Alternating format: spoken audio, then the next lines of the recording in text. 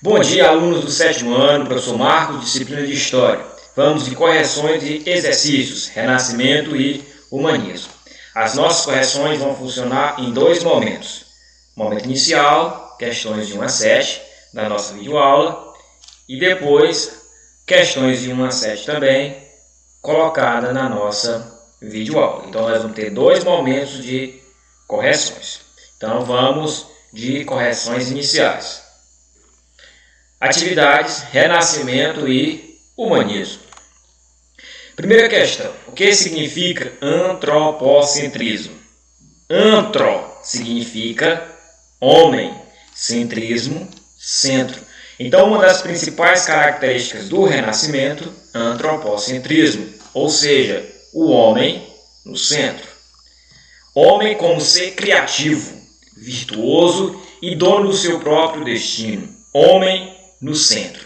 Não mais o teocentrismo. Teo, Deus, centrismo, centro. Não mais Deus no centro, como era na Idade Média. Antropocentrismo, homem no centro agora.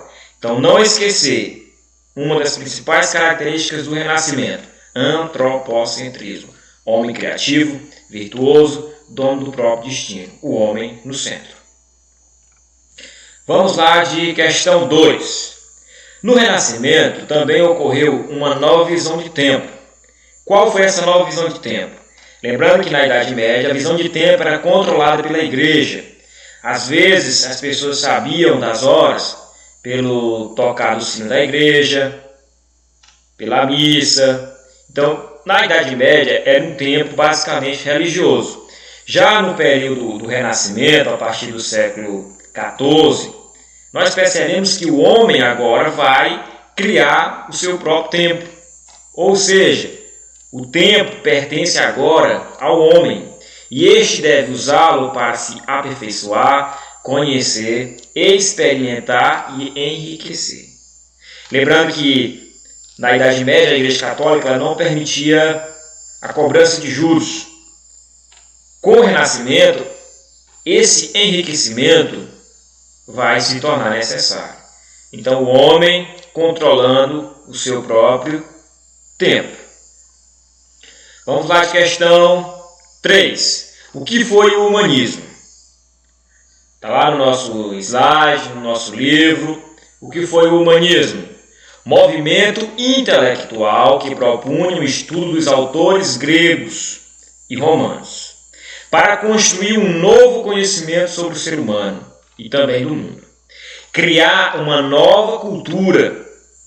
Esse humanismo se opôs às verdades da igreja, desafiando seu domínio cultural e propondo o uso da razão e da experiência para se chegar à verdade.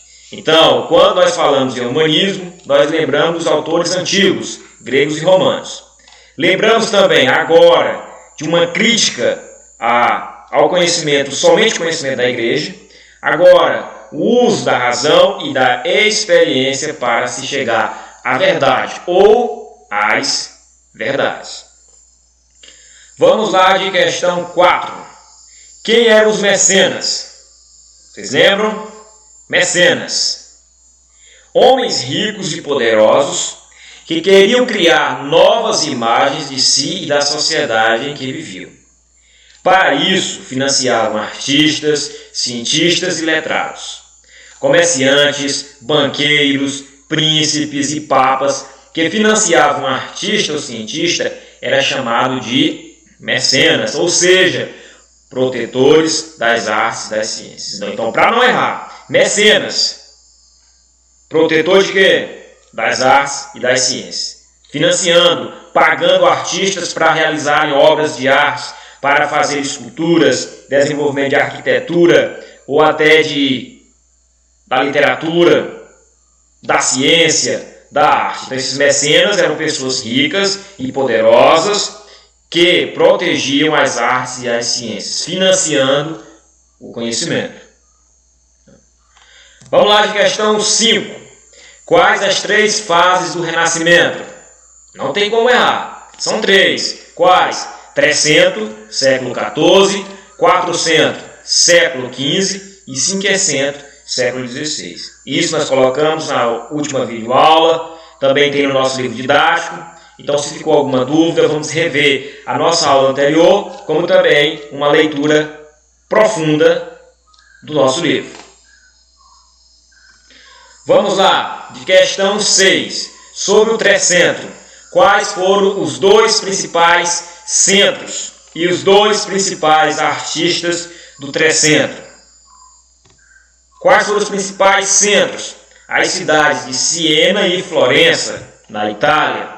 Lembrando que o Renascimento surgiu nas cidades italianas e da Itália se expandiu para outras regiões do mundo, Espanha, Portugal, Holanda, Inglaterra, Espanha, ou seja, ampliou-se as possibilidades de conceituações de artes e conhecimentos, de razões e experiências das ciências. Então, lembrando que no período do Trecento, os centros eram as cidades de Siena e Florença. Quais os dois principais artistas do período Trecento? Dante Alighieri e Giotto di Bondone. Está na nossa videoaula, está no nosso livro didático. Então, nada de complicado, tudo tranquilo até aqui. Vamos lá para a nossa última questão desse momento inicial de correções. Caracterize Giotto di Bondone. Quem foi ele? O que ele fez? As principais obras e a importância das suas obras para a história renascentista. Quem foi Giotto di Bondone? É o grande mestre do Trecento na pintura. Nas suas obras, as figuras começam a ganhar vida e movimento. Os rostos se tornam mais expressivos e os cenários começam a ter profundidade. Vários de seus personagens agem como seres comuns, o que era pouco comum na época. Então, Giotto, mestre do Trecento na pintura. As suas obras, vida e movimento, inovação.